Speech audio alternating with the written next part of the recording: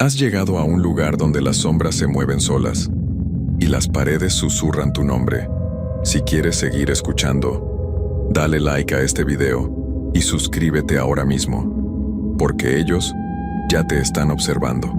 Ahora sí, comencemos. En las montañas que rodean Catemaco, Veracruz, conocido como el centro de la brujería en México, existe una cueva que los lugareños evitan mencionar por su nombre. Simplemente la llaman aquella cueva o el lugar prohibido, como si nombrarla directamente pudiera atraer atención indeseada. Durante siglos esta caverna ha sido el centro de historias que mezclan lo sagrado y lo profano, lo antiguo y lo eterno. Los brujos más poderosos de la región, aquellos cuya reputación trasciende fronteras y cuyas habilidades son buscadas por personas de todo el país, admiten en susurros que existe un lugar donde el poder verdadero se obtiene, donde los pactos más oscuros se sellan, donde aquellos dispuestos a sacrificar lo más precioso pueden ganar lo que desean. Esa cueva no está marcada en ningún mapa. No hay señales que indiquen su ubicación, y quienes la conocen son extremadamente selectivos sobre a quién revelan su paradero. Se dice que el diablo mismo aparece ahí durante ciertas noches del año, específicamente durante la luna nueva y en fechas que corresponden a antiguos calendarios prehispánicos que pocos aún comprenden. Los brujos llegan a esa cueva para renovar sus poderes, para aprender secretos que ningún humano debería conocer, para hacer tratos que les darán dominio sobre fuerzas sobrenaturales.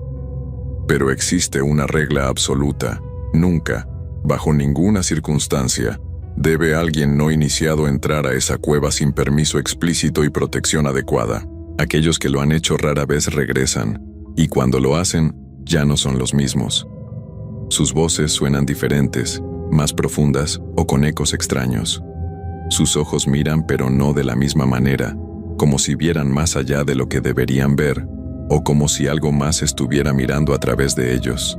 Lo que voy a contar sucedió hace 10 meses, cuando llegué a Catemaco por razones personales y terminé descubriendo que hay lugares en este mundo donde las reglas normales de la realidad se doblan y que algunos umbrales, una vez cruzados, no permiten un regreso completo. Me llamo Eduardo Navarro Campos. Tengo 39 años y soy antropólogo especializado en religiones y prácticas esotéricas, originario de Xalapa, Veracruz. He dedicado los últimos 15 años de mi vida a estudiar sistemas de creencias no convencionales, desde el curanderismo tradicional hasta prácticas que bordean lo que algunos llamarían magia negra. No lo hago desde un lugar de juicio moral, sino de curiosidad académica genuina, tratando de entender las estructuras culturales y psicológicas que sostienen estas prácticas. Llegué a Catemaco en enero de este año, invitado por un colega que había establecido contactos con varios brujos locales. La región es famosa por su concentración de practicantes de brujería, con el primer viernes de marzo siendo particularmente importante cuando brujos de todo México se reúnen para un encuentro anual. Pero yo había llegado fuera de temporada específicamente porque quería acceso más íntimo a estas prácticas, sin las multitudes de turistas que llegan durante las fechas conocidas. Me instalé en un hotel modesto en el centro del pueblo y empecé a hacer contactos. Catemaco vive en gran parte del turismo relacionado con la brujería, así que hay muchos que se presentan como brujos pero que principalmente realizan limpias y rituales básicos para visitantes. Pero yo buscaba acceso a los practicantes serios, aquellos cuya reputación estaba construida sobre décadas de trabajo y resultados que sus clientes juraban eran reales. A través de mi colega conseguí una introducción con Don Evaristo, un brujo de 78 años cuya familia había practicado estas artes durante generaciones. Vivía en las afueras del pueblo en una casa grande rodeada de jardines llenos de plantas que usaba en sus trabajos. Cuando nos conocimos, me estudió con ojos que parecían ver más allá de mi apariencia física. «Así que eres el antropólogo», dijo con voz rasposa. «El que quiere estudiar nuestras prácticas como si fueran insectos bajo un microscopio». «No es mi intención faltarles al respeto», respondí. «Solo quiero entender». Él hizo un gesto desdeñoso con la mano. «Todos dicen eso. Pero está bien. He trabajado con académicos antes. Al menos ustedes son más honestos que los turistas que vienen buscando hechizos de amor o maldiciones para sus enemigos. ¿Qué quieres saber específicamente? Le expliqué que estaba interesado en los aspectos más profundos de su práctica, los rituales que no mostraban al público general, las fuentes de su poder. Él escuchó sin interrumpir, luego asintió lentamente. Esas cosas no se aprenden en libros ni se explican fácilmente, pero puedo mostrarte algunas prácticas, dejarte observar ciertos rituales. Si eres respetuoso y sigues las reglas que establezca, tal vez entiendas algo. Pero hay límites. Hay conocimientos que no compartiré porque no estás preparado para cargar con ellos. Pasé las siguientes semanas observando a don Evaristo trabajar. Presencié limpias elaboradas, rituales de protección, ceremonias para alejar malas influencias. Tomaba notas meticulosas, grababa con su permiso, fotografiaba altares y disposiciones rituales. Era fascinante ver la complejidad y la seriedad con la que abordaba cada trabajo. La combinación de elementos católicos con prácticas prehispánicas y africanas que caracteriza la brujería veracruzana. Una noche, después de una ceremonia particularmente intensa, mientras compartíamos café en su cocina, le pregunté sobre las fuentes de su poder. ¿De dónde venía realmente su habilidad? ¿Era simplemente conocimiento transmitido y técnica psicológica? ¿O había algo más? Don Evaristo me miró en silencio durante largo rato antes de responder. Hay poder en el conocimiento, sí. Hay poder en las plantas, en las palabras correctas dichas en el momento correcto. Pero el poder verdadero, el que puede cambiar destinos y alterar realidades, ese viene de otro lugar. Viene de pactos, de alianzas con fuerzas que existían antes de que los humanos caminaran por esta tierra. ¿Hablas de entidades, de espíritus?, pregunté. Espíritus, demonios, dioses antiguos, llámales como quieras. Son reales y pueden otorgar poder a quienes están dispuestos a pagar el precio. Yo hice mi pacto hace más de 50 años, cuando era apenas un joven aprendiz. Mi maestro me llevó a un lugar especial, un lugar donde el velo entre mundos es delgado. Ahí conocí a quien me ha guiado desde entonces. ¿Es ese lugar la cueva?, pregunté, recordando los rumores que había escuchado. Su expresión cambió, volviéndose más cerrada, más cautelosa. ¿Has escuchado sobre esa cueva? Solo referencias vagas. Que existe un lugar en las montañas donde los brujos van para pactos importantes. Don Evaristo suspiró profundamente. Sí, esa cueva existe, y es tan peligrosa como las historias sugieren. No es un lugar para curiosos ni para académicos que quieren documentar. Es un lugar sagrado y terrible, donde aquellos que buscan poder verdadero pueden encontrarlo, pero solo si están dispuestos a arriesgar todo, incluyendo su alma misma. Me gustaría verla, dije. No entrar necesariamente, solo verla, documentar su existencia. No, dijo firmemente. Absolutamente no. Llevarte ahí sería irresponsable y peligroso. Ese lugar no es para ti. Debí haber respetado su negativa. Debí haber dejado el tema ahí. Pero mi curiosidad académica, esa misma curiosidad que me había llevado a estudiar estos fenómenos durante 15 años, me empujó a investigar por mi cuenta. Durante los días siguientes, mientras continuaba mi trabajo con don Evaristo, también empecé a hacer preguntas discretas a otros practicantes que conocí. La mayoría se negaban a hablar sobre la cueva, pero eventualmente encontré a alguien dispuesto a compartir información, un brujo más joven llamado Armando, que aparentemente tenía menos escrúpulos sobre mantener secretos. Por una suma considerable de dinero, Armando aceptó dibujarme un mapa aproximado de cómo llegar a la cueva. Me advirtió que solo debería ir a verla desde afuera, nunca entrar, especialmente no durante una luna nueva cuando la actividad ahí era más intensa. La gente que entra sin preparación no sale bien, me dijo. He visto casos. Una mujer que entró hace 2 años por curiosidad, pensando que era solo una cueva normal. Cuando la encontraron 3 días después, vagando por el bosque, ya no podía hablar coherentemente. Solo repetía palabras en una lengua que nadie reconocía. Y sus ojos parecía que miraban a través de las personas, no a ellas. Eso solo aumentó mi fascinación. Como científico social, necesitaba entender qué era este lugar realmente. ¿Era posiblemente algún fenómeno geológico que creaba efectos psicológicos? O tal vez la cueva contenía algún hongo o gas que causaba alucinaciones. O quizás, y esta posibilidad me intrigaba más, era simplemente un lugar cargado de tanto significado cultural y ritual que la mente humana reaccionaba a él de maneras extremas. Elegí un día de luna creciente para mi expedición, específicamente evitando la luna nueva cuando, según las historias, la actividad era mayor. Empaqué equipo básico de exploración, una mochila con agua, comida, linternas, cuerda, brújula, GPS, cámara y grabadora. También llevé un cuchillo de monte por si encontraba vegetación densa. El mapa de Armando me llevó hacia las montañas al este del lago de Catemaco. Era un ascenso moderado por senderos que claramente eran usados regularmente, aunque no había señales ni marcadores. El bosque aquí era denso, una selva húmeda llena de sonidos de aves y animales. Caminé durante casi 3 horas, deteniéndome frecuentemente para verificar mi ubicación contra el mapa. Finalmente, llegué a un área donde la vegetación se volvía particularmente densa alrededor de una formación rocosa. Siguiendo las indicaciones del mapa, encontré un sendero apenas visible que llevaba hacia un claro pequeño, y ahí, parcialmente oculta por helechos gigantes y enredaderas, estaba la entrada de la cueva. Era más grande de lo que esperaba. Una abertura de aproximadamente 3 metros de alto y 2 de ancho.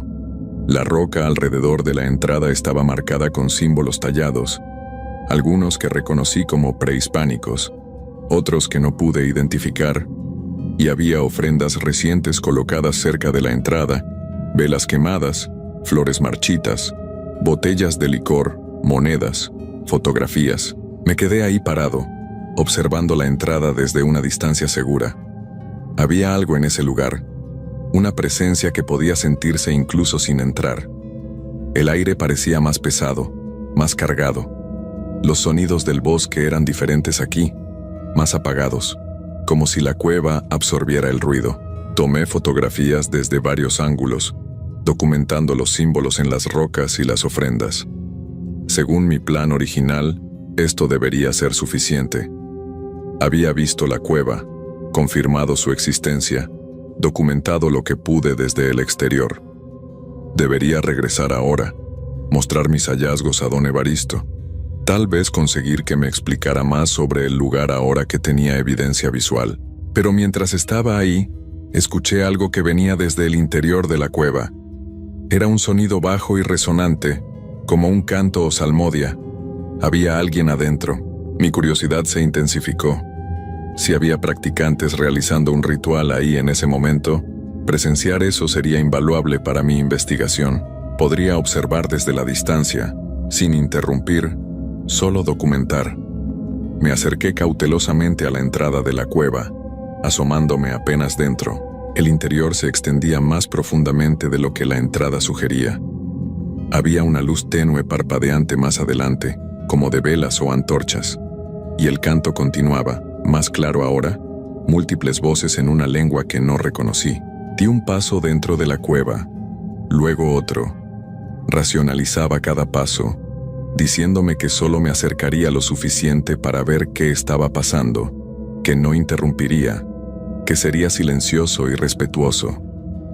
El pasaje descendía gradualmente, las paredes de roca húmedas al tacto, el techo bajando en algunos lugares hasta que tuve que agacharme. Después de unos 50 metros, el pasaje se abrió a una cámara grande. Lo que vi ahí me dejó paralizado. Había aproximadamente 10 personas formando un círculo alrededor de un altar de piedra natural. Todas vestían túnicas oscuras con capuchas que ocultaban sus rostros. El altar estaba cubierto con velas negras y rojas que proporcionaban la única iluminación, junto con un fuego pequeño que ardía en un brasero de metal. El humo del fuego era espeso y de un color verdoso antinatural, llenando la cámara con un olor dulzón y acre que inmediatamente me mareó. Los participantes cantaban en esa lengua desconocida, sus voces creando armonías imposibles que resonaban en las paredes de la caverna. Y en el centro del círculo, parado junto al altar, había una figura que era claramente el líder de la ceremonia. Era más alto que los demás. Su túnica era de un rojo profundo casi negro, y llevaba una máscara elaborada, que representaba algo entre humano y animal, con cuernos retorcidos y ojos que brillaban con luz propia. Debí haberme retirado en ese momento.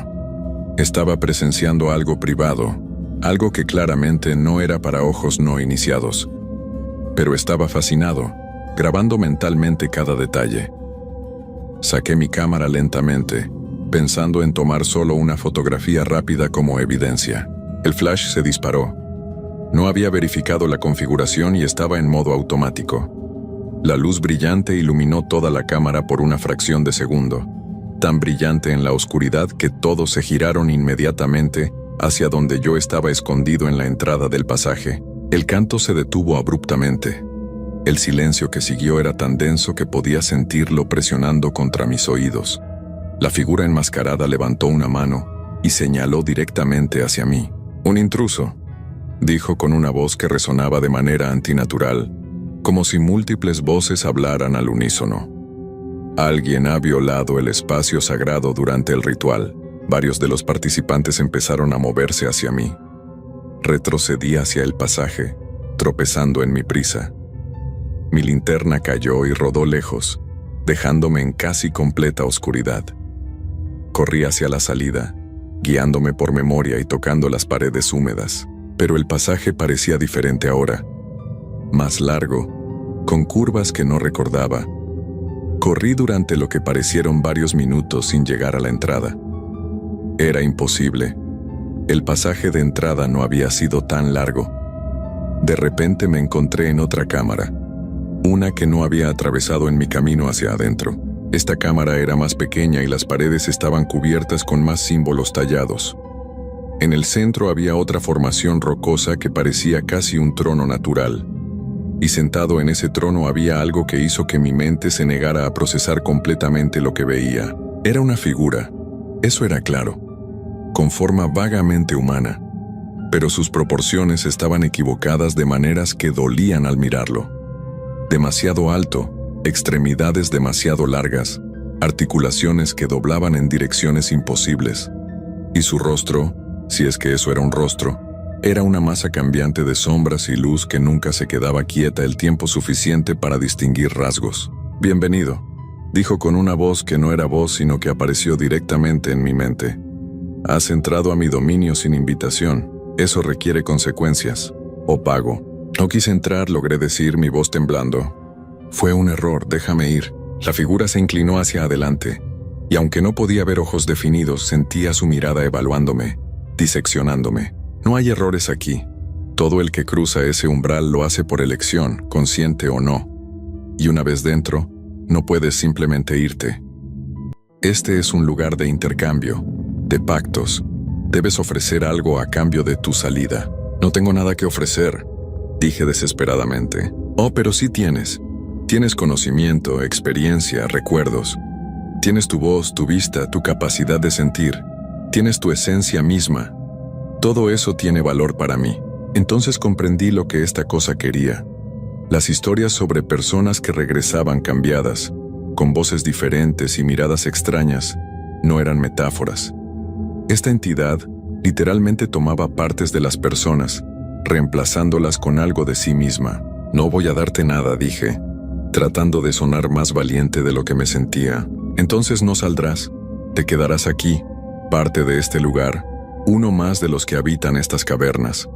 Eventualmente te fusionarás con las rocas mismas, consciente pero inmóvil, por toda la eternidad». Como para demostrar su punto, la figura señaló hacia las paredes de la cámara. Por primera vez noté que lo que había tomado por formaciones rocosas naturales tenían formas perturbadoramente humanas. Rostros apenas distinguibles en la piedra, manos extendidas, cuerpos retorcidos.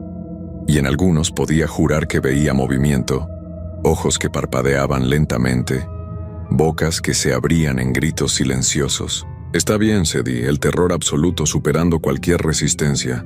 «¿Qué quieres? Toma lo que necesites, pero déjame salir». La figura se levantó del trono, creciendo hasta alcanzar una altura imposible, su cabeza casi tocando el techo de la cámara. «Tu voz me interesa. La voz del escéptico, del académico, del que busca explicaciones racionales para lo irracional. Será interesante usarla. Y tus ojos, que han visto tanto pero han entendido tan poco, los tomaré también. A cambio, te daré otros, ojos que verán lo que realmente existe más allá de tu realidad limitada. Y otra voz, una que hablará verdades que tu mente consciente no puede comprender. Extendió algo que podría haber sido un brazo o un tentáculo hacia mí. Cuando me tocó, fue como si garras invisibles se clavaran en mi garganta y mis ojos simultáneamente. El dolor era indescriptible, no físico, sino algo más profundo, como si mi esencia misma estuviera siendo arrancada. Grité, pero el sonido que salió no era mi voz. Era más profundo, con un eco metálico, como si viniera de un pozo profundo. Y mi visión cambió. Los colores se distorsionaron, las formas se multiplicaron, y de repente podía ver capas de realidad superpuestas, dimensiones entrelazadas, presencias invisibles llenando cada espacio. El intercambio está completo, dijo la entidad. Ahora vete. Lleva mis regalos al mundo exterior. Sé mi embajador aunque no lo desees. Me encontré de repente en la entrada de la cueva, expulsado hacia la luz del día que me cegó momentáneamente con su intensidad aumentada. Caí de rodillas, vomitando, mi cuerpo rechazando lo que sea que acababa de pasar. Cuando pude ponerme de pie, bajé tambaleándome la montaña. El viaje de regreso es un borrón en mi memoria. De alguna manera llegué a mi hotel en Catemaco, aunque no recuerdo el camino exactamente. Me miré en el espejo de mi habitación y casi no me reconocí. Mis ojos se veían diferentes. El color había cambiado ligeramente a un tono más oscuro, y había algo en la forma en que la luz se reflejaba en ellos que no era natural. Y cuando intenté hablar, mi voz tenía ese timbre profundo y extraño que había escuchado en la cueva. Fui inmediatamente a ver a don Evaristo. Cuando me vio, su expresión se llenó de horror y compasión. «Entraste», dijo, no como pregunta sino como constatación. «Entraste a la cueva y ahora llevas su marca. ¿Puede revertirse?», pregunté desesperadamente. «¿Puede devolverme lo que era?». Él negó con la cabeza lentamente. «Lo que se da a esa entidad no se recupera. Lo que ella da a cambio no se devuelve. Ahora eres un híbrido, parte humano y parte algo más. Vivirás en ambos mundos, pero no pertenecerás completamente a ninguno». Tenía razón. 10 meses después, sigo lidiando con las consecuencias. Mi voz asusta a la gente, especialmente a niños y animales. Mis ojos ven cosas que preferiría no ver, espíritus y entidades caminando entre los vivos, las verdaderas formas de las personas debajo de sus máscaras sociales, los horrores que acechan en las sombras. Y lo peor es que a veces, cuando estoy cansado o bajo estrés, no soy yo quien controla esta voz. Palabras salen de mi boca que no elegí decir, profecías y maldiciones en esa lengua desconocida que escuché en la cueva. Es como si la entidad hablara a través de mí, usándome como conducto para su influencia en el mundo exterior. He intentado todo para liberarme: exorcismos, limpias, rituales de múltiples tradiciones. Nada funciona. El intercambio fue permanente, un pacto sellado que no puede romperse por medios convencionales. Y sé que eventualmente tendré que regresar a esa cueva. Siento su llamado, especialmente durante las lunas nuevas. La entidad no ha terminado conmigo. Me marcó no solo como embajador, sino como propiedad futura. Cada día que pasa siento menos de mí mismo y más de ella. Y cuando la transformación esté completa, cuando ya no quede nada de Eduardo Navarro sino solo la máscara que esa cosa usa, seré uno más de los que habitan esa cueva, atrayendo a otros curiosos, perpetuando el ciclo. Soy Eduardo Navarro Campos, o lo que queda de él. Entré a la cueva del diablo buscando conocimiento académico y encontré algo que ninguna universidad puede estudiar ni ningún libro puede explicar. Y ahora llevo la oscuridad de ese lugar dentro de mí, creciendo día a día, consumiendo quien fui hasta que solo quede lo que esa entidad quiere que sea.